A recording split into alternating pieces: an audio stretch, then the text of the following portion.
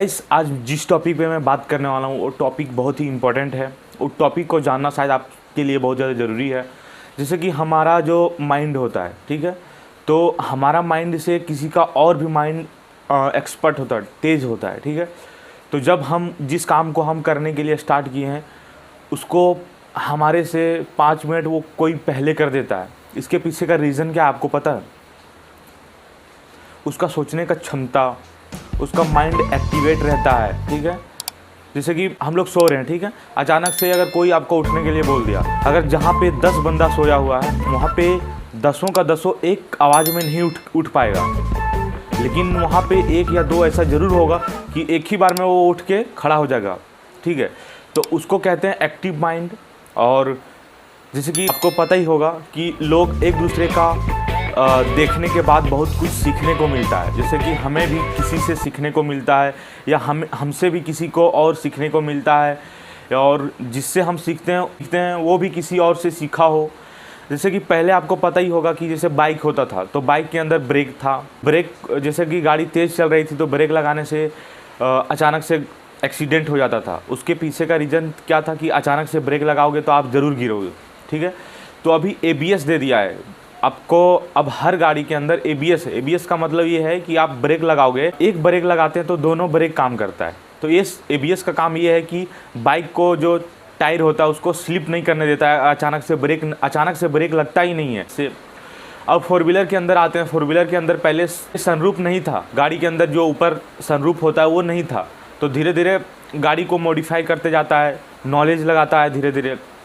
Mind को हमेशा, जैसे कोई भी चीज़ पर हम काम करते हैं तो उस चीज़ को हम, जैसे पहले 4 व्हीलर नहीं था तो 4 व्हीलर को बनाया और 4 व्हीलर का डिज़ाइन, अलग अलग डिज़ाइन बनाने लगा। डिज़ाइन के साथ साथ जैसे अभी सनरूफ पहले नहीं था तो सनरूफ को बनाया। जैसे पहले जो ग्लास होता है, साइड का जो ग्लास होता है जिसको हम लोग खिड़की बोल सकते हैं, तो उसके अंदर जो था तो ग्लास वो पहले घुमाना पड़ता था तो ग्लास ऊपर या नीचे होता था। लेकिन अभी पावर विंडोज़ दे दिया है जिससे हम स्विच दबा के बंद या खोल सकते हैं, ठीक है। अभी बहुत सारा चीज़ जैसे नया बन रहा है। जैसे अभी एक से एक बाइक निकल रहा है तो वो चीज़ पहले नहीं था, लेकिन अभी धीरे धीरे वो चीज़ हो रहा है। उनको क्या होगा कि जिस हिसाब से हमारा दुनिया चल रहा है उस हिसाब से हमें भी चलना होगा। जैसे अगर आपको कोई काम दिया जाएगा, ठीक है, और वो काम को अगर आपको आधा घंटा के अंदर काम करके देना होगा, आप आधा घंटा के अंदर वो काम नहीं कर पाते हो तो वो काम करने का कोई मतलब नहीं बनता है। तो जिस हिसाब से हमारा दुनिया फास्ट चल रहा है उस हिसाब से हमको भी चलना होगा।